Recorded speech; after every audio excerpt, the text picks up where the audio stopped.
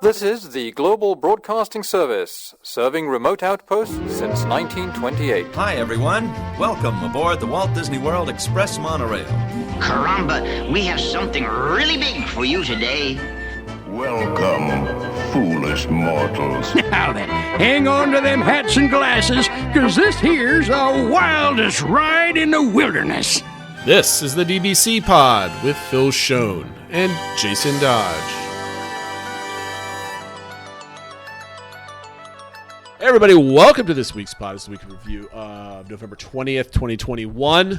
Phil is back from his weekend trip to Florida. If you haven't been following him on Twitter, shame on you. I only tweeted like 700 times. So. For the first time in his life, he's putting out good content. Just kidding. Continuing to put out some really good content, meeting some friends of the Discord server. Yes. Drinking copious amounts of beer, as proven by the Twitter feed. Some good stuff. So we're gonna kind of do like a double episode here, guys. Thanksgiving is in a few days. We're recording this on Tuesday morning, so many days after Saturday that we typically record. I mistakenly asked to say let's record on Tuesday because I wanted to watch the Giants on Monday night. Yeah, that was a mistake. I should not have done that. I should have just DVR'd it because that's what it was worth, that game. Not that you guys out there, many of you football fans, want to hear about the woes of football fans over here. The state of New York football is not high. So we're gonna ignore that part. Anyway, it's Tuesday night. We're recording this 2 days before Thanksgiving. So we're gonna split this up because we've got Phil's trip report essentially with photos entailed. And then we're going to do a D23 exclusive episode. I don't know if that's exclusive or not, but exclusive to us, I guess, right? And then we're just going to talk all about D23, and that's an episode that's going to come out next week after on Thanksgiving weekend. This way we're not going to record next weekend so we can spend time with our families, et cetera, et cetera. Because anyway, we can't record on a Monday night next week because I'll be in Dallas. Yes. Next week on business. And with my sister, friend of the show, who's been on numerous times. But that being said, we're going to talk about your trip. But after, we're still got the news, and we still got the DCI that we want to talk about. Shout out to Matt and his Happily Ever Everything podcast. I screwed that up, didn't I? Yeah, it's Happily Everything, right? Or no, Happily Everything Disney. Yeah. It's right there on the screen, by the way, for those that are taking a look at it. Very good podcast. Take a listen. They just put out their episode number 2. They're tweaking, fine-tuning. It's like 4 hours long, I think, their second episode. Is it like 2 hours? Hour and a half? It's like an hour and a half, but it's a long trip report. But it's got some really good stuff in there, including, I think, some good tips for Genie Plus use and stuff like that. So if you're interested in that, I definitely would give it. I haven't heard it yet. I'm saving it for my my trip to Dallas next week. Yeah, I need podcast time. I listened to it on my flight back from Orlando. So there we go. It's definitely it's a good plane ride podcast. It's plane ride worthy for you out there. But don't wait too long. Listen to it. I've heard very good things. Got rave reviews on Discord, so we appreciate Matt. Anyway, DCI 75.84%. I'm pretty sure this was the score last week. I think it's a little bit higher, and then I also see kind of a nice little threshold. This entertainment has gotten over 50%, so that's a nice. I did not look at that. Yes, it is. Oh, how about? I don't know what that means. I don't know what. I know round numbers are nice though, so it's over. Yes, we like that here on the DBC pod. That being said, you know what? I think one of my catchphrases, if I didn't get a T-shirt, that being said, is one of my crutch I think so. phrases. Drink every time you hear me say it, whether it's coffee or tequila. I don't really care. All right, Phil. I want to get to you. Like we've been going back and forth on Discord and everything else like that, but I haven't gotten the full breakdown of your trip report. I've just been interacting with all the other people in the community. So I can't wait to ask you questions and grill you on what you did. I'm going to adjust my camera for you, Phil. I've got 2 cameras going on here. Okay. So the news, Phil. What do we got? So one of the big stories that came out, it actually came out really late Sunday night, and everyone was like, oh, interesting, this didn't come out at Destination D23. But Disney is pausing the sale of most of their annual passes at Walt Disney World. Right now, you can still buy a Pixie Dust Pass which is the lowest level and only eligible for Florida residents. So if you're out of state, you cannot buy an annual pass right now. Basically, they're saying that they have too many passes sold. There are too many people coming for the holidays. They don't have enough park passes. And as I kind of put in our show notes, too many people want to give Disney money. Yes, so they have to pause that. And then it also came out that they are suspending sales of just day tickets on select dates. Those dates so far are November 22nd, 23rd, 26th, and December 20th, 28th, 29th, and 30th. So if you're coming around those holidays, you're not able to buy tickets. So it's just, I mean, it's kind of crazy how, we had a story our last podcast was about kind of the negative vibe around everything, and yet they're selling too many tickets. So it's a very interesting situation, I think, for Disney, where I guess they just they haven't ramped up all the capacity. Not everything's back. And, we're hearing from some of our insiders and stuff like that Disney just wasn't expecting this many people to be coming back for the holidays, which come on, I don't understand. That happens all the time when Disney's like, due to unexpected demand. Like, why are you surprised people like your product? Like, there's a demand, guys. Let's get ready for it. We're in this stretch of the pandemic where there's plenty of people that are vaccinated. There's plenty of people now getting their boosters. Get your boosters, people. I just got mine today. I'm boosted up. Have my spidey senses tingling. Your booster now somewhat prevents infection altogether. So get that. And people are feeling comfortable being out there. And Disney's done a wonderful job making people feel safe. So they should expect that people want to, consume their content and their product, right? Like, it's like the most popular place on earth as far as theme park attractions go, and they're surprised people want to show up. Yeah. So we will never get to that point when we have to limit people listening to our podcast. Yes. Well, come on, guys. You don't have enough bandwidth for you downloading this thing. Come on. No, I mean, I'm not surprised because I think they're learning their lesson from Disneyland. Mm-hmm. Which has its own troubles, people buying passes and not being able to use them. So they don't want to get into that. I think I think their unexpected demand is actually expected. They're like, okay, we expect there to be issues of people buying annual passes and not being able to use them around Christmas time. So I think they're just kind of get ahead of this. And I wouldn't be surprised if annual passes quietly open back up sometime in like end of January. Yeah, that's what we're hearing is that from one of our sources that it is just through the holidays that they should go back on sale in January. But we'll see. It just kind of, I think for people that were planning to get them for, say, holiday gifts, or if they had a holiday trip and they were going to upgrade while they're there, it kind of... Wait, hold on a second. Do you know somebody buying somebody an annual pass for a Christmas present? I know people that were planning on going non-Florida resident there and then going to, with regular tickets, and we're going to upgrade.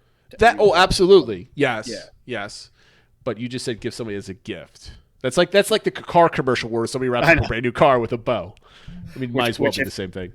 Which if my wife did that, I'd be like, wait, you spent how much without telling me? You signed this lease without me? What are you doing? What interest rate did you get? Come on. I think the whole thing is interesting. Let's not bog down too much into it. It is what it is. So the next story, and it ties a little bit into Destination D23. At one of the panels, they said that Fantasmic is going to be coming back in 2022, which is great news. But they also revealed that there was going to be one scene in it that they were going to switch out and create a new scene featuring characters that are not currently in Fantasmic. The rumor is coming out now that the scene that is going to be cut is the Pocahontas scene, which I know it's an interesting scene because I think a lot of people like it because Pocahontas isn't in a lot of things.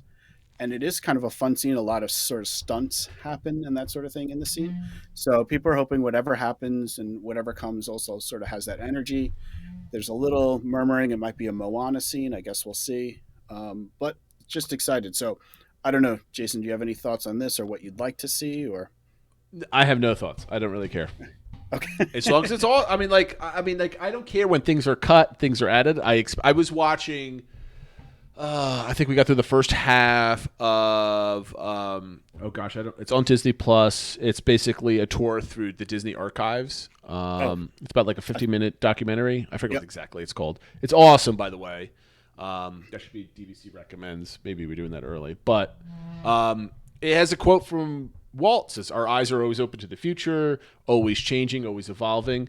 So people get all, they're deleting this. Like, I don't care. Like, if it's good, if whatever they're replacing is good, then I'm happy. If it sucks, I'm gonna like complain about it. I'm like, this sucks. You need to get back on your game. But when they take things away, it doesn't matter to me. So I'm for it. Okay, fair enough. What are you sad that Pocahontas is? I'm not necessarily sad. I mean, I think it is a fun scene, and I agree with people that it had a lot of energy and was just a little different. So I do hope whatever they put in there also has that sort of, like stunt work and just kind of like makes use of the stage as well as Pocahontas did, I think, with kind of climbing the mountains and stuff like that. So whatever it is, I hope it's an upgrade, not a downgrade. But Hey, everybody loves Moana, right? My hot take is Moana is one of the best soundtracks. I think we've said this plenty of times in the last 30 years, maybe since The Lion King. Anything after that, I don't know. Yep, definitely up what there. it is. But anyway, what's next? Next story, just real quick. We always talk about Genie Plus and Lightning Lane and all the strategy and stuff like that. There is a story lately, and this week, the crowds are rolling in while I was kind of heading out. It is really crowded at Walt Disney World right now for the holidays, and Lightning Lane passes like entirely have been running out during the day. So if you buy Genie Plus, there's going to be a point where there are no more Lightning Lanes for you to pick. You're just done for the day. I know we have a person on our Discord who's down there now, and she was in Hollywood Studios, and at one point the only thing available was the Muppets 3D. Everything else was gone for the day. So I think this is our first view of what happens with Genie Plus and Lightning Lane during a crowded time. It seemed like before, when crowds were moderate or low, it was working out really well. You could take advantage of it. But now it's real strategy about getting in the morning, getting what you can, and kind of doing what you can on these crowded days. But I don't know. It's going to be interesting. There's also seeing some reports of people complaining to guest relations like, hey, I paid this money and I'm not really able to use it. And that, that's kind of like what I've been saying, is that once you start charging for something specifically, the expectations go up, right? You get to use it. Absolutely. And if you want to listen to the Disney Dish podcast with Len Testa, I think 2 or 3 episodes ago, I was binging some missed episodes the last couple of weeks. And he did a test where it was somebody that just went into the park with touring plans, somebody that went into with just Genie Plus, somebody that went in with like just spending all the money they could possibly, like a bunch of different, like 4 different combinations. And just following, Len did just Genie Plus. Like he said, I am a 40 plus year old man. I want to be in Disney Hollywood Studios. No other preferences. And he far had the worst experience, meaning he was in the park the longest, he had the least amount of rides, and the lowest rated attractions out of all of them. And it prompted to spend the most amount of money also out of all the itineraries. Disney's got a lot of work to do with Genie Plus and their expectations. $15, that app, there's nothing on that app that's worth $15 a day if you can't get Lightning Lane out of it. That's all the app's worth. Everything else is just fluff. Yeah, well, I mean, obviously you have regular Genie that's free, but the Genie Plus for $15 you get like the AR stuff and the audio. Like basically, no one cares about that. It's just for the Lightning Lane. If you only get 1 or 2 out of it, it's not worth it. Definitely not worth it. Because you might as well just go and get the individual Lightning Lanes, the ills, right? If you're going to spend $15, you might get 1 or 2. Or get one really good one or 2. One really good one and then rope drop the other one and just kind of do what you can, yeah. Genie Plus is at this point, Phil, Genie Plus worth it, not worth it. I mean, let's shout out Ryan Teets, friend of the program. He just had an awesome. You tweeted this out on our Twitter feed. He had a really good recounting of his time this weekend with Genie Plus, and totally worth it at Magic Kingdom. Not so worth it elsewhere. That's kind of the take. I mean, it seems maybe at Hollywood Studios, depending on which ride you want to do, but otherwise it seems less. But we'll get more data as we go, right? Because every crowd level, I think the strategy is going to be different and stuff like that. So just making it more complicated, I think, to decide. 100%. And our last news story is some work is progressing on the Tron site in Magic Kingdom, specifically related to the railroad tunnel. I know this was something a lot of people are interested and worried about. Why is the railroad not up? It's been closed for well over 1,000 days. And they're finally working on the tunnel. It seems to be, Blog Mickey had a few pictures where kind of comparing, where in the concept art it seems to be going versus where it was in the concept art. It seems to be a little bit different. But the other thing that came out is at Destination D23, they were talking about this and they were talking about the trains. One good news is while this has been down, they've been refurbishing a lot of the trains.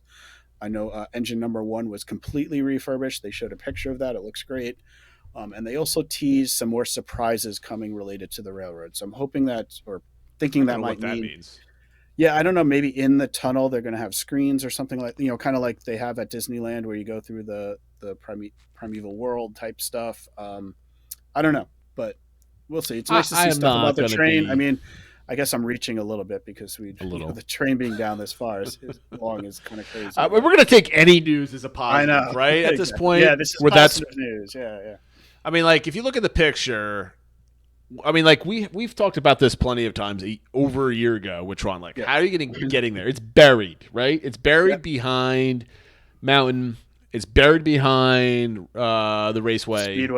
Speedway. I mean, like, how are you going to get back there? And they're building. There was pictures last week of them dirt like pathways, right? No stairs, but like ramps or whatever it was. Yeah, and I rode the People Mover this trip. I mean, it's just a giant dirt hole now. It feels like almost they're going back, at least with the land around it. It feels like they've taken steps back as far as how much work needs to be done there. So we'll see. We obviously jumping ahead a little bit to Destination D23, but they said Guardians is going to open next summer, which being middle of the year kind of makes me think that Matt Pato's prediction of Tron not till 2023 might be accurate, but we shall see. Prediction. And that is it for the news. A reminder of our social media accounts: Twitter @PodDBC, Instagram, the DBC Podcast, Facebook, DBC Pod, the YouTube channel, and the Discord server. All right. Yes, make sure you get on Discord. A lot of things are happening. If you want to follow along with Matt, he's getting a lot more active. We've now changed the before and after channel to his DCI Index channel, a.k.a., his podcast channel. So he's engaging a lot of people in questions for his show. So if you become a new fan of his show and you want to interact directly with some of the show questions, you can hang out in his channel, amongst many others. You can see me being angry in the fantasy football channel for me missing my quarterback start, because that was totally my fault. That is the only not safe for work channel. Yes. Well, you have to click. Yes, there's going to be curse words in this channel. Everything else is family friendly. Yes. Family friendly, yeah. All work safe. Unless being on Discord is not work safe, just in general. That's not my problem. If you get in trouble, not working. Anyway, moving on to this week's attraction alley. This is one of my favorite attractions that does not belong where it does. I think this question, and right now we're voting on Rock and Roller Coaster on Discord. So if you haven't voted already, hop onto Attraction Alley channel and let your voice be heard. But this one's a little controversial. It's Carousel of Progress, a classic, in Magic Kingdom. Definitely a fan favorite. I don't think everybody's a fan favorite of it. I don't think there's anyone that dislikes this, unless you're just some rando that's like, this attraction's old. Why is it here? Right. Type of thing. So from the gramophone to the smartphone, I don't even know if there is a smartphone on this attraction. So that was my first thought when I saw that. I was like, I don't know if they show smartphones. No. Follow an American family over 4 generations of progress and watch technology transform their lives during each era. Learn how the technology marvels of the day made the life more comfortable and paved the way for unimaginable innovations. So what once was a GE advertisement is now an age-old attraction that hasn't changed in many decades. You can still see the GE labels on things that they didn't even take off yet. So let's take a look at the score. I'm going to make sure I have this up properly. Excuse me for the delay here. All right, Phil. My scoring's all over the place. Really? I gave one of these a 1. One of my first. Question was, how much do you like the concept of this attraction, Phil? So the concept of it, and this is definitely a one where it's hard to remove the nostalgia feel from it. But, I think the idea of something that uses that a lot of audio animatronics, which I love when, thinking about Disney attractions, and something that sort of tells a story about evolution and stuff like that. I like the concept overall. I give it a 4. I don't know if it, in this day and age, I don't know if it warrants a 5, but, just a audio animatronic heavy attraction, I'm going to probably give a positive rating to that no matter what it is. I'm giving this a 5. Right? Okay. And very rarely do I give something a score higher than you. Yeah, that's true. I love the concept, right, from a mechanical point of view. Revolving stage, fully animatronic, no screens, like some good old school technology, right? It's Absolutely got a great song, right? Let's just like get rid of the nostalgia of how awesome that's. Like my daughter, that's 3, was singing that song. I mean, that's how catchy it was. So the idea that you have an attraction that has a built-in theme song. That's a surface level. I'm not even going deeper than that. It's an attraction that has its own theme song, right? I love that concept. I love physical sets. You can see them. You can practically smell them. You're engaged with them. You're not watching a screen as many people just consume content these days through a screen. That's what I like. I also like the concept of telling a story. I love the narration through it. I love the little bit of history that's involved, right? Like just it's history. I'm being redundant now. It's telling a story, right? So there's a clear purpose for this attraction, and it does it well. And that's why I like the concept. So that being said, how well do you think the Carousel of Progress delivers for its target audience? And please define your target audience first. Yeah, so I think target audience is, I guess, people who like what you just described, right? Like people who are into Disney audio animatronics, love songs like that and that sort of thing. I gave it a 4 overall just because I do think it needs some updates, and so I think that some of the target audience is pining for those. So that's why I didn't give it a 5, but overall I think it obviously delivers well. And I think it's a good family attraction, right? I think it's something different. It's a place to sit down in the air conditioning and kind of chill out and stuff. So is that a delivery though? Is it purposely built for you to sit down in the air conditioning? Is that how it delivers the concept? I think the fact that you sit there and watch it is absolutely 100% part of the delivery. I think that was part of the design, even back to the World's Fair. Was for you to sit down and sit in here and rotate around this stage. That was actually absolutely part of the delivery. Fair.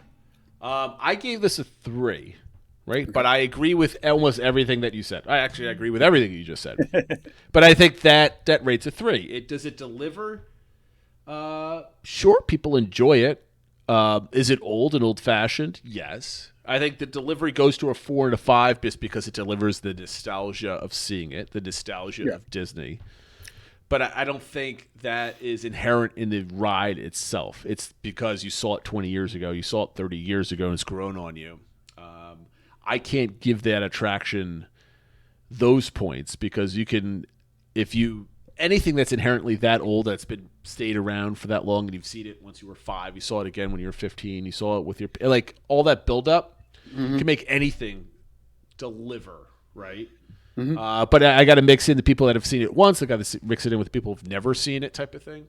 Right. And does it deliver? No, it doesn't, because while the first 5 scenes or whatever amount of scenes there were are good, the last scene is still out. The whole thing's outdated, right? Right. It does not deliver progress because the last screen is not accurate to today's technology. It needs another scene. Yep. Then again, we're going to talk about some other things. Question number 4, I think. We're going to talk about why. Yeah, I think that really how it could deliver. Like, you could flip my 3 to a 5 if you change where it is, right? Okay. So question number 3 is how much do you personally enjoy Carousel of Progress?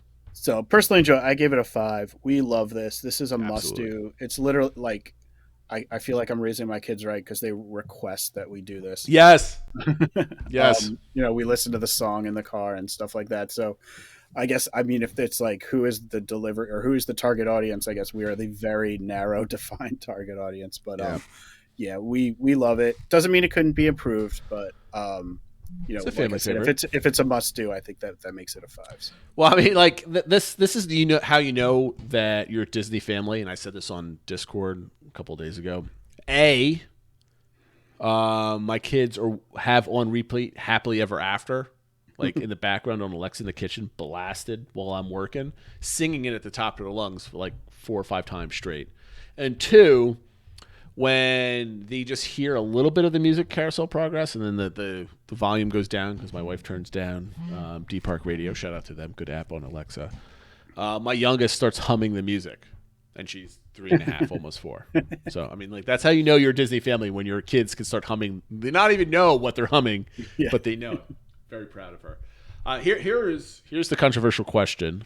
Is how well do you think Carousel of Progress fits into Tomorrowland and the Magic Kingdom? So, Phil, why don't you talk broadly Magic Kingdom, and then if you still think it fits in Magic Kingdom, why it fits into Tomorrowland? Yeah, so I guess broadly into Magic Kingdom, I mean, it's Walt's Magic Kingdom. It's Carousel of Progress is one of the few rides that's literally labeled as Walt Disney's Carousel of Progress. So, the Magic Kingdom is similar to Disneyland that Walt built. So if you want to say it fits in something that's all about Walt or, dedicated to Walt, all right, I guess it can fit a bit. I don't think it fits into Tomorrowland at all. Even at the time, I mean, it's going back to the 40s and so to me, it just doesn't fit. I gave it a 2 because I guess it talks about progress and kind of shows the evolution of some things. So it's not a complete outlier. And like I said, I think something that closely connected to Walt fitting in the Magic Kingdom can fit. But is it really Walt's Magic Kingdom, though? Well, it's Walt Disney Disney World because Roy wanted it named after him, and it's but similar to Disneyland and stuff. Walt's like project in Florida was Epcot, though. Magic Kingdom was just to pay the bills. That was Roy's idea. That's a fair point. I don't know. I give it I'm making you think. I'm challenging you here. I mean, I really don't think it should go there. So, I mean, if you want to say that means I think it's a 1, that's fine. But yeah, I really just making you think. I'm challenging because I gave it a 1 too, right? Okay. All for the same reasons. I don't think it belongs in the Magic Kingdom anymore. Did it once belong in the Magic Kingdom? Absolutely. Mm-hmm. Now, no. I think it belongs in Epcot. Yep. Right. So this fits right. I think this fits right in with our follow-up question: should they update it? What would you do? It depends. If you're going to stay in the Magic Kingdom, yes, you have to update it. If you're going to move to Epcot, no, don't touch it. Now it's a museum piece. Yep. And it showcases. This is going back to when we were doing DBC Expeditions and we were doing the whole, Walt and nostalgia and history and all that other stuff. It's now a museum piece, right? Yep. It talks about the view of, what did I call it, 20th century America, or the positive view of 20th century America, the commercial view of 20th century America. Yeah, exactly. It's a great, big, beautiful tomorrow, and technology is going to lead us there. And I mean, that's perfect for Epcot, right? Yeah. I would say. I either think Epcot or almost the Smithsonian. Like the Smithsonian or somewhere not even in a theme park and almost make it a national landmark and just say this is history and this is part of America history and show it like that. Yeah. I don't think they can update it at this point because you're going to jump from what's the scene right before the, what is it, the 80s scene or the 90s scene, whatever it was. It's supposed to be the future, but yeah, I guess it's like the 90s or 2000s. What is it, the 50s? So, but it's a huge gap between that. Every 20 years, do you just update the last scene so you jump from we have electricity to, oh, look, virtual reality. What happened in between? The invention of the internet. Yeah, if you really to do it right, you'd have to redo several of the scenes to space it out further. But you can't. So it isn't just that jump, and you can't. Really no one cares about the last scene because that's the joke, right? But all the previous scenes are just classic. You can't touch those, which is why redoing Spaceship Earth, I think, is really important. So you don't get caught in the nostalgia ring of it, and it can actually just show a message of humanity and communication. Yep. And I think that's why they're going to be taking that down, or they were going to, and they're going to rechange the whole thing. But we'll see what happens with that. All right. Enough of attractionality. I was debating whether we do that at all this week or save it because I thought that was a good one. But we did it anyway. We're going to go over your trip report. All right. So when did you get there last week? Thursday, Friday? Flew down on Thursday, November 18th, and landed right around 2 p.m. in the afternoon and got on Magical Express towards Walt Disney World for the very last time. Sad. And I was staying at All Star Music. It was my first time I was staying at any of the All Star resorts. This trip was sort of an extra trip. For those who don't know, I went solo so that I could go to Destination D23, and to kind of convince my wife to let me do that, I had to do it as cheap as possible. So I used air miles and stayed at the cheapest resort and used Magical Express and all that sort of stuff. So I'm landed super about jealous, by the way. I think I said this last week. It's not like my I don't know. Dream is the wrong word because it's just going to sound mean. But like one of the things I would love to do is to go down to Disney World and do it my way or my tempo, right? Which is basically by myself, and maybe one day with just my wife or just one of my kids or with you or somebody where like. You got two people that are Disney heads that just go plow through everything or stop in one place and spend an hour like on Main Street doing nothing because that's what you want to do type of thing. Without feeling rushed and whatever. So I'm very jealous of that you were able to go down there and just kind of live in your own Disney head, in your own space. So we've got a bunch of pictures. So the first night you were there, you went to, or was it Thursday night or was it Friday night that you did? So Thursday night, yeah, and I apologize if I put the picture out of order. I did go over to after I checked into my room. On the way there, my room, I got the notification my room was ready, so I sort of dumped everything at my room, and then I took the bus over to the Magic Kingdom, had dinner over at Steakhouse 71, the Lounge, before I went into the Magic Kingdom for the Merriest After Hours event. This was going to be the only park time I had at this trip, actually. It was the only thing I booked this. I didn't have any other park tickets. But when I saw that this event was going to be on that day, and it was actually, not to say it was cheap, but it was the cheapest price that the After Hours is at all. I've never been to one of the holiday events. I thought this was a good opportunity because I only had to buy one ticket instead of 5.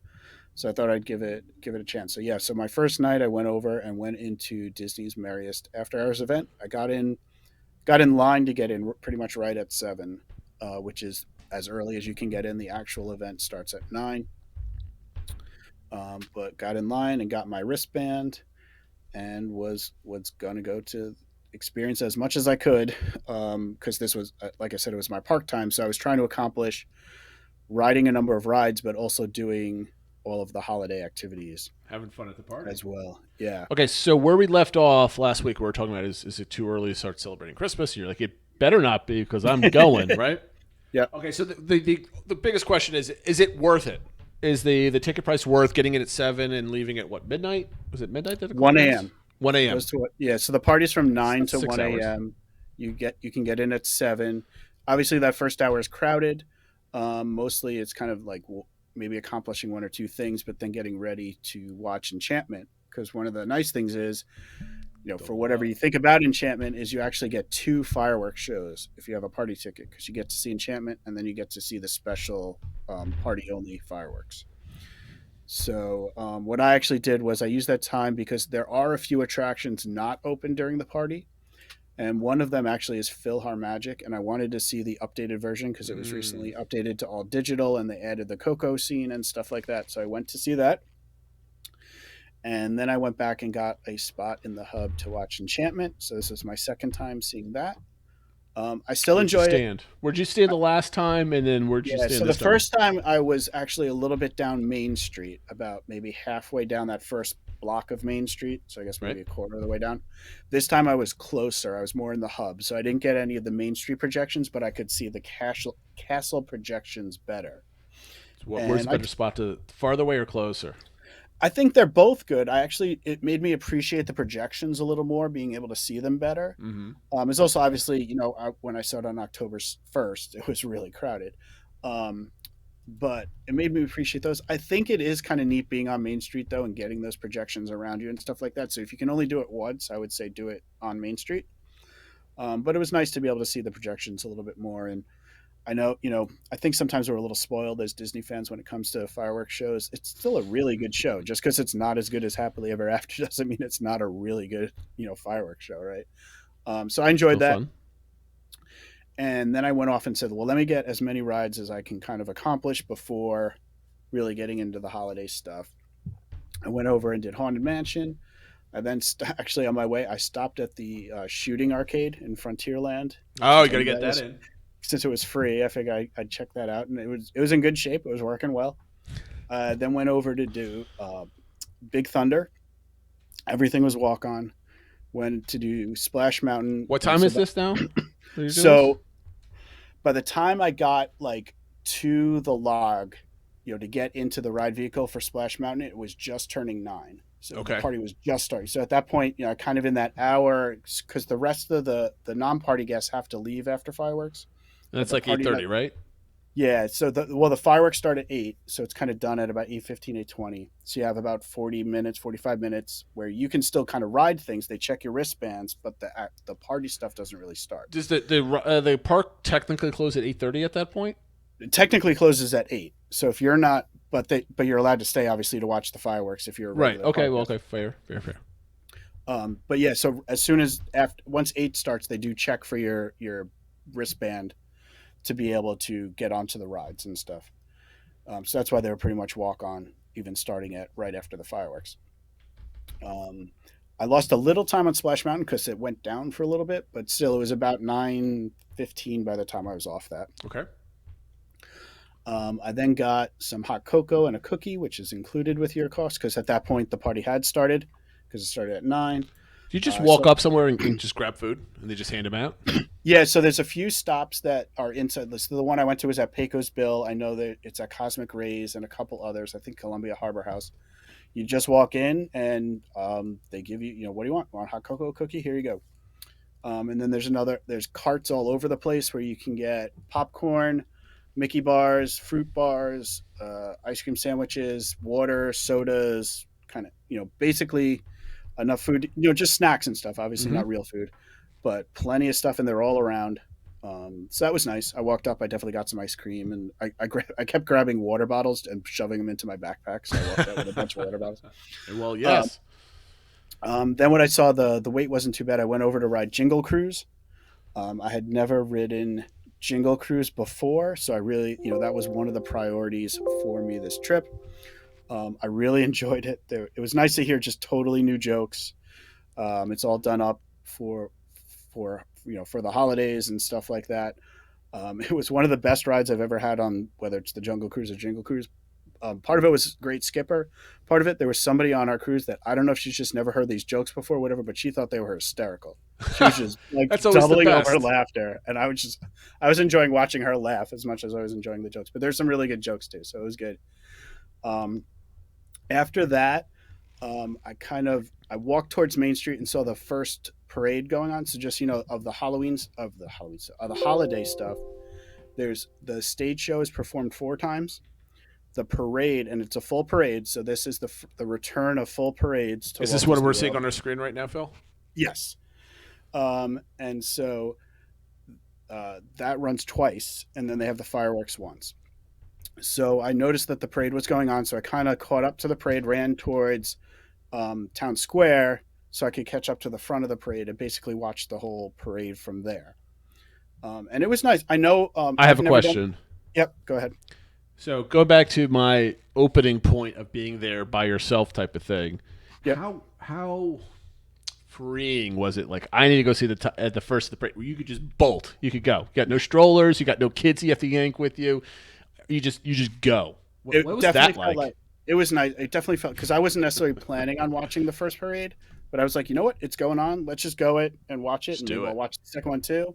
And I think if I had the rest of the family, we probably would have still done that, but just kind of okay, let's get to wherever we're at. We'll watch the rest of the parade. Since I was by myself, I could kind of just quickly move down Main Street and get to the front of the parade at Town Square. So I definitely got to see the whole parade because I think I was by myself. Right. Just a quick aside, I'm not a huge parade person. We're not huge parade families. We'll see it if we see it, but we don't necessarily plan for it. I think it's one of those things you don't realize what you have until it's gone type things. Seeing a full parade back was really nice. Watching the kids that were so excited to see the characters and stuff was really nice. So I guess I'm a convert. We need parades back in the Well, it's just like, that's a big thing. But that big thing is just basically a combination of a lot of little things, right? Yeah. We're not back to normal. So our brains and our psyche is looking for every single detail of what used to be, right? Exactly. Yeah. This is nowhere near the level of emotion or anything else when it comes to this. But Yeah. I had a repairman come over to my house today, And because it was out in our garage, it's like, he comes over, we're having a chat, no one's wearing a mask, you're not worried about anything, and it's like, this is a normal interaction with another human being. That's perfectly like, this is a joyous moment where it's Christmas, it invokes a lot of emotion, and it's Disney World, so it's just 1,000 times bigger than that, and it's nice where you could just see kids enjoying themselves again. Yeah, and speaking of, just like I said, I've never been really. I think once when I was a kid we went around that time, but I barely remember it. Hearing like Christmas music in Magic Kingdom is like really nice. Like, I don't know if it's just because it's different, if it's just what you're talking about, like the holiday season. It was just really nice. I didn't do a ton of the character meets. I did see. I forget if I included that photo or not. I did do take a selfie with Tigger. Oh, I've got it. Oh, we got to pop this one up. Hold on. Here we go. My computer's beeping because I'm in the wrong window, but there we go. Yeah. So they have a number of characters out there just doing distant meets, but over at Crystal Palace there were the Pooh and Friends. So That's Tigger's really always good been one uplighting. of my favorites. So I went and did a meet with Tigger. I did see from a distance some of the country bears were up on top of the roof of their building. So it's nice. I mean, again, it's not the same as the full character meets, but I think it also led to pretty short lines. Like, I only had to wait a couple people in front of me to meet Tigger and stuff like that. Longer line, you could meet Santa. That had a little bit of a longer line. That's one thing that probably, if I had the kids with me, we would have done more of the characters than I did. As a single 43-year-old man, I don't know how comfortable. I guess I'm just not used to meeting characters by myself, so I didn't know how to interact with them. Well, I mean, you got to go full force, like uber Disney fan. Like, these are like the adults that you see, the over 30 somethings, are like either couples without kids or anything else like that. All they're doing is, or people that are not married without kids or whatever it is. They have no problem with it, and there's no problem with it. You just have to be like, oh, this is where I am right now, and I'm bringing. That's what I did. Child. I went all in. I was like, happy holidays, Tigger. I love your scarf. Like no one's judging. But yeah, that's what I would do. That's totally what I would do. So after that, I went to watch the stage show, which is obviously on the stage in front of the castle. This was, I think, the second one that was going to be performed for that night, and it started out good. Right here.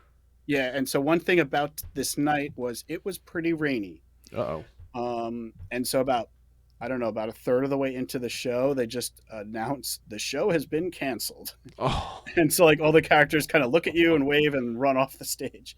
They then came out though and did carols, which was nice. Seeing all the characters sing carols and stuff like that. I think because they were kind of more stationary, so they didn't have to worry about slipping. But that was a little bit of a buzzkill not to see the whole show. I've heard it's very good. What I saw was nice. With the rain also prevented some other things. So one big thing I felt like I missed was they didn't do the fake snow on Main Street. I was looking forward to that. That stinks. That would be one of the things that I would want to see. Yeah. So after the show, I actually ran into Ryan Teets, friend of the show, who was at the same party. So we watched the fireworks together. I included one photo of that. You could tell from the rain was impacting the smoke not dissipating, so you can't really see the castle. This one right here. Yeah. Fireworks are really good. Mostly just kind of classic holiday songs. They include one Frozen song at the end from Frozen 2, but otherwise it's all kind of non-IP stuff. Minnie's voice is in a lot of it, kind of talking about the spirit of the holidays and stuff like that. Really nice fireworks show. They have some of the perimeter fireworks. So yeah, I mean, I think it's an excellent fireworks show. Definitely, especially knowing this was the second fireworks show I saw of the night. It was definitely fun. Obviously wish I could see more of the castle. There are some projections on the castle, but they're more like kind of colors and ribbons and stuff. It's not like Happily Ever After or anything like that where there's real the first characters. here? I'm gonna bring it back on screen here. Hold on. This guy right here. So that was actually before the party started, but it was things like that. Gotcha. That type of thing. I feel bad for the people that are listening to this because this is a very visual show. We've got pictures that we're showing, so maybe you should hop on YouTube, like, and subscribe. Yeah. So after the fireworks, Ryan and I, we hung out for a little bit. We went over to Tomorrowland. We rode the People Mover. Very little wait. Rode Space Mountain. Very little wait. After that, we kind of went our own ways. It was really raining by then. I was pretty wet. They had canceled all the other shows. The second parade I was hoping to watch that turned into the Rainy Day Cavalcade. So it's kind of starting to die down a little bit. I kind of just wandered around, did some more shopping, but headed out at about, I think it was around 12:15, 12:20. So I didn't stay to the very end. It was just soaking wet, but I kind of felt like I got. If it wasn't raining, would you have stayed to the end? Very likely, because I think I would have taken more time to see the second parade, to see another stage show, that sort of thing. I also knew I had to get up early in the morning for the for the first full day of D23. So I was kind of like, all right, I think it's probably, I'm not sticking around just to stick around, but overall, I was going to say overall, right? So I'm going to follow up here. We got a couple questions. Was it worth the money? So I do think the rain kind of dampened, no pun intended, dampened things a little bit. I know some people, there's quite a line at City Hall for people. I've heard some people that went and complained got tickets to future parties and stuff like that as compensation.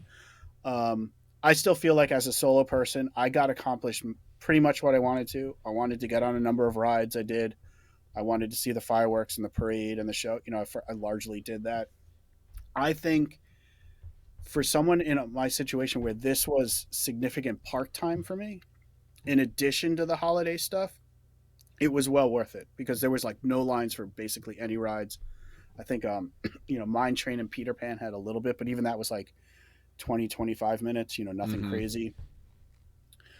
If you were just doing the holiday stuff and you have like a family of 4 or 5, it's a lot of money on top of like a regular vacation. Like if you're doing this in addition to a regular vacation, as you get closer, and also, like I said, it was one of the cheaper nights. I paid $169.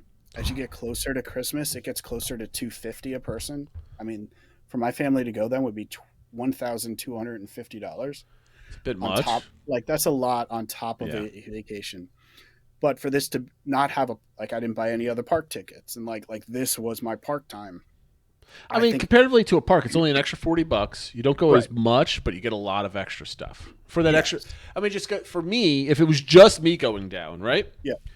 I'm paying to go to the Magic Kingdom for a day.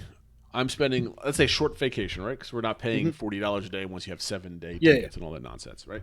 So to get some free food, quote unquote free food, right? Yeah. Access to the parks, short lines, food. 2 fireworks shows, special parades, some character interactions, and some spruced up, park.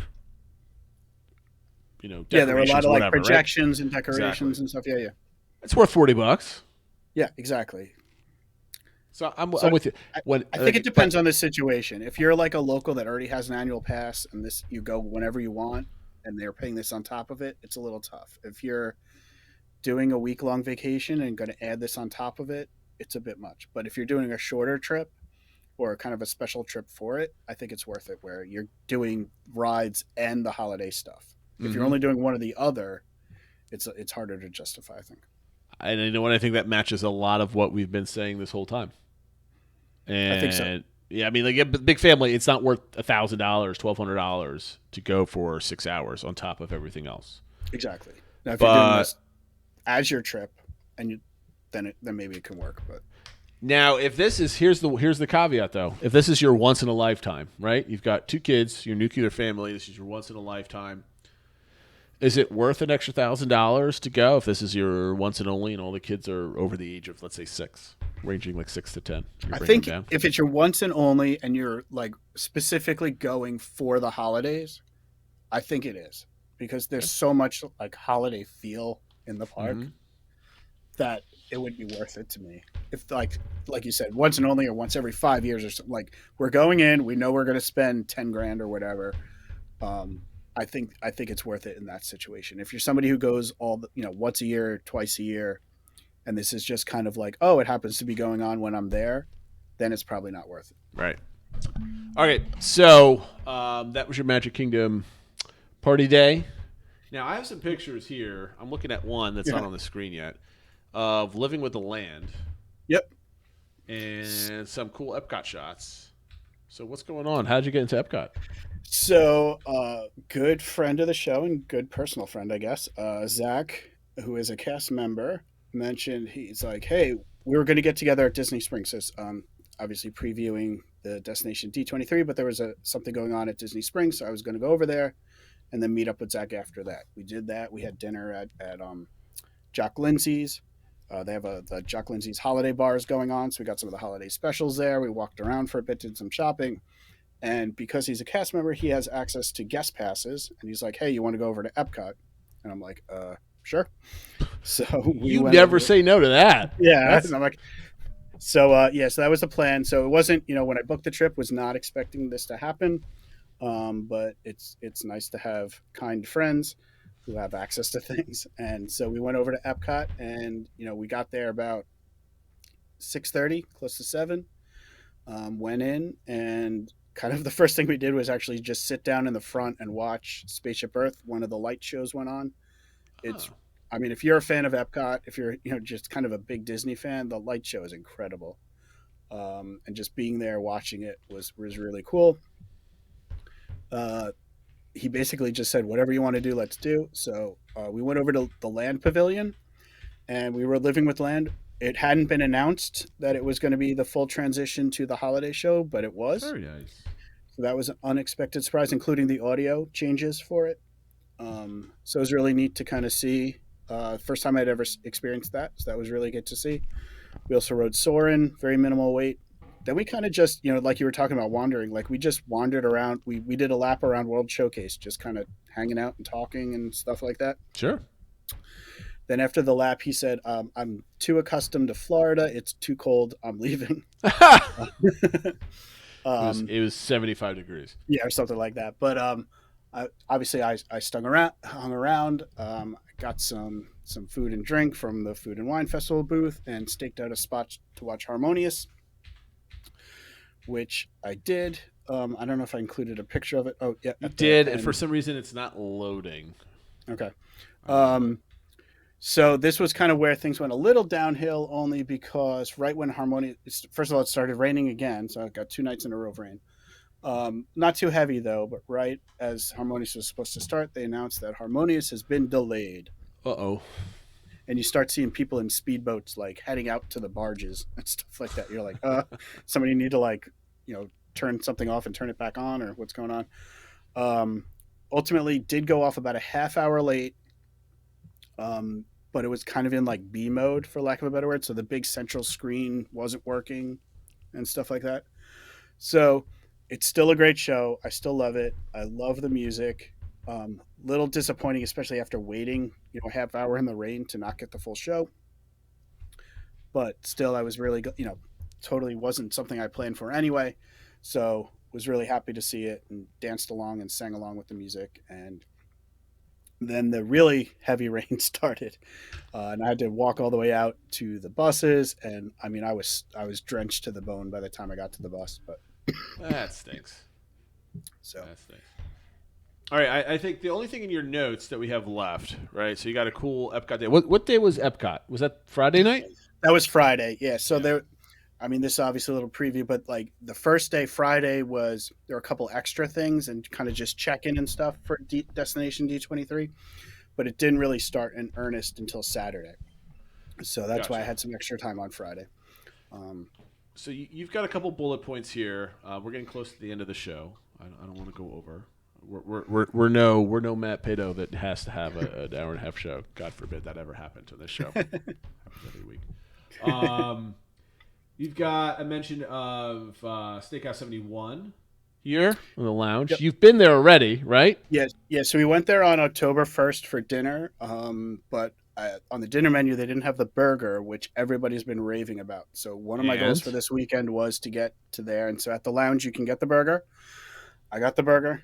The burger 100% lives up to the hype. It is an excellent. It's just so you know though, it's 2 burgers stacked, and they're kind of like the smashed style burgers. They're not like a big thick medium rare burger. It's kind of how I cook my burgers now. It's the smash style. So if you like that type of burger, I highly recommend it. It's similar to if you've had Shake Shack. It's like that but better. And then you've got the two. I mean, like this whole time, I wanted to talk about the All Stars. Okay. And your thoughts. I mean, this could be like a whole topic in itself, right? Yep. The values versus. Do you want to do a show, values versus deluxes versus moderates, and save this, or do you want to talk about it now? Maybe I'll do it just real quick. Yeah, go ahead. But we'll go into detail about kind of strategy, maybe about when to stay with what. I was pleasantly surprised with the All Star Music. It was an updated room, so if anybody's either stayed there or stayed at like Pop, it's a room like that with the queen size bed and then the Murphy bed and stuff like that. So the room was great.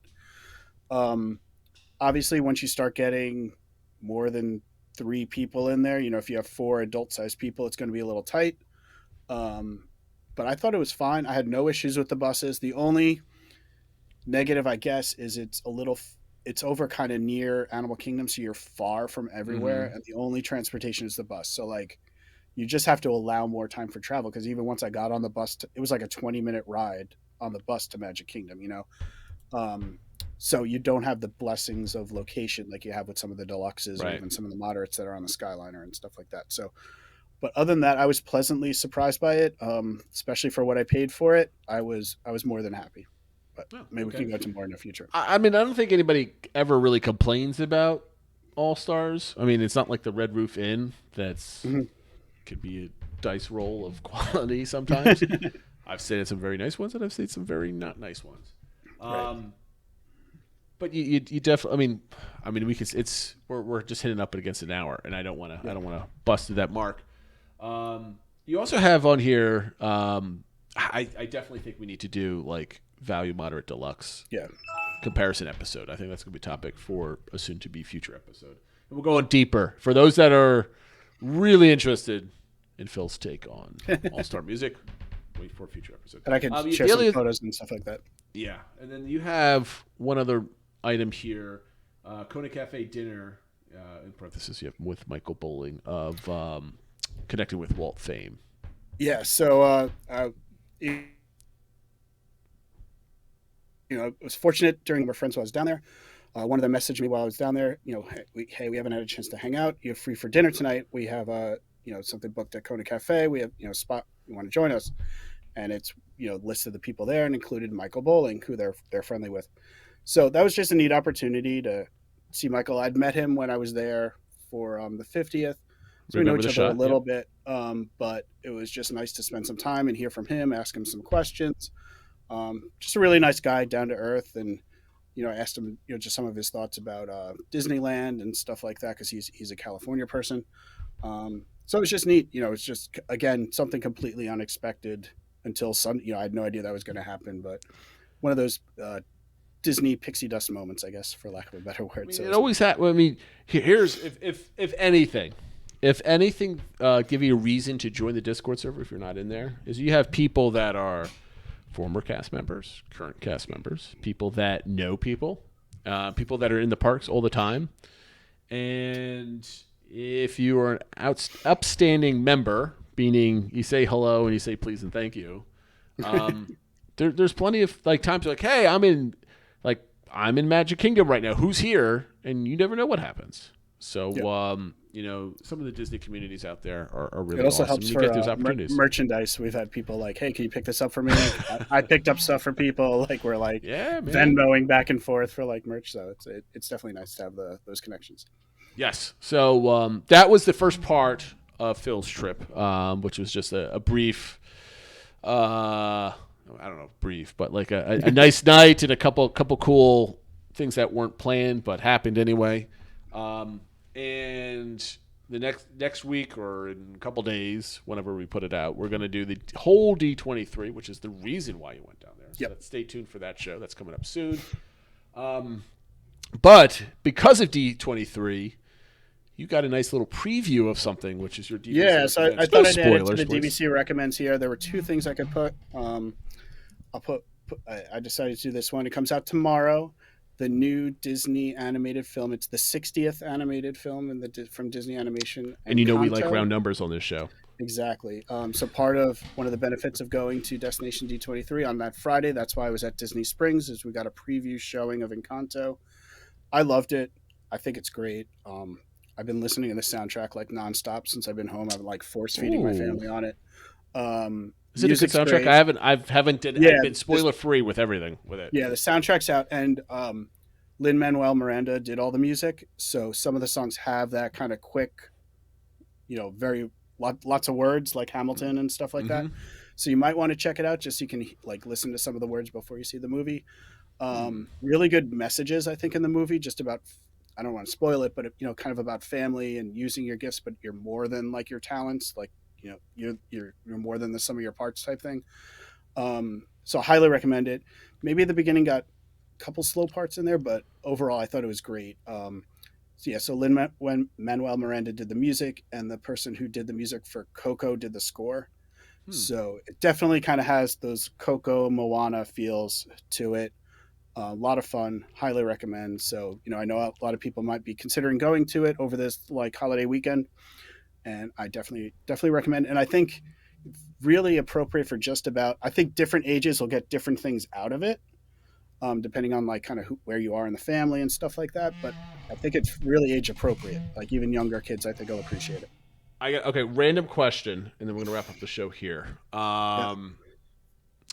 Where would you say the end of the last Disney Studios, I don't want to say age or generation, I don't know what we're calling them. You had the golden age, but I don't know if anything else was called an age.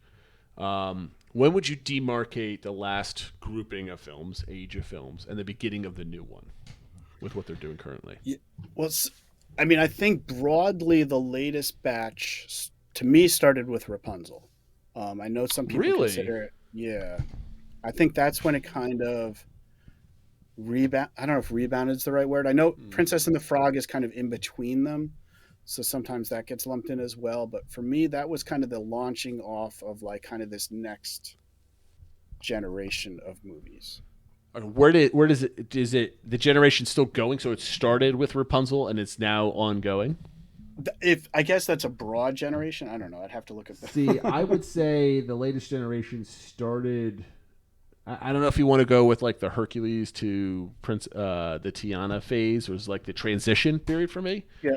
Right. So you got the late '90s, early 2000s where they were trying to chase the end of the golden age, and they just had some films that came out and kind of went its way, like Hunchback and stuff like that. Right. And then I think it hit its peak with the Rapunzel, with Frozen. And I think it ended with Frozen 2. Okay. But the new age started with Moana. And I know they're kind of mixed together, right? They're overlapping, so to speak. But I think Moana starts with the new age of non-traditional princess type of movies. Yeah, I see what you're saying about that, like where it's not like there's no prince or anything. Classic fairy tale type stuff. You could even include Frozen in that, right? There's no prince in that sort of thing. No, not a prince, but like it's a straight up princess movie, right? It's Anna Elsa. Moana, they make jokes about like, you're a princess. I'm not a princess, right? She's a chieftain's daughter, right? It's more of an adventure movie. You have Raya. You've got we have Onward, maybe Encanto and stuff like that, right? You got a collection of just different type of movies, and I'm not even, you got including like the Cocos and the Pixar movies and all this other stuff, right? So I don't know. Is this to me? I can't wait to see it so we can have a broader conversation about like art style and storyboarding and music and all that other type of stuff. I love those type of. I love labeling things and putting things in groups just because it makes for interesting content and a good argument or debate. Actually, argument might be a too meaningful word for people. Yes. Yeah. Well, I like debates because I like arguing with people. See, I'm saying argue again. I like being contrarian just to have a good conversation. That being said, all right, guys, we're gonna end it right here. Thank you for listening. Phil had a great trip. He's back safely at home, as you can tell from his background. One of these days. It's probably not going to happen for another year because you got your solo trip allowance for like the decade. I don't know, whenever you're back. But we got to do a trip ourselves, I think. Just the two of us. We'll do like a show every night or something. Even if it's like a weekend, we'll do like 2 shows or something. Like from Main Street, we'll just sit on a bench somewhere and record a show. I don't know how we're going to do it. Wi-Fi sucks, but we're going to make it happen, I think. Well, I know Ryan and I were joking about the retro WDW convention or event or whatever is next April, and they're selling tickets, and you can get a table. And I was like, we should do like a DBC / Crescent Lake Club table. Hey, yeah. I'll drive down for that. As long as I don't have to join gold membership for D23 and then buy a ticket. Just buy the table or just buy the ticket or whatever. Yeah, have some fun. All right, guys, thank you for listening. Stay tuned. You're going to see the next video, or if you're listening, it's going to be our same voices from the same day. We're just going to hit stop and then record on Same the next shirts one. and everything. If you're listening, watching now, within the next day, happy Thanksgiving to all of our American listeners. And have a good one. We'll see you next time. Take care, everyone.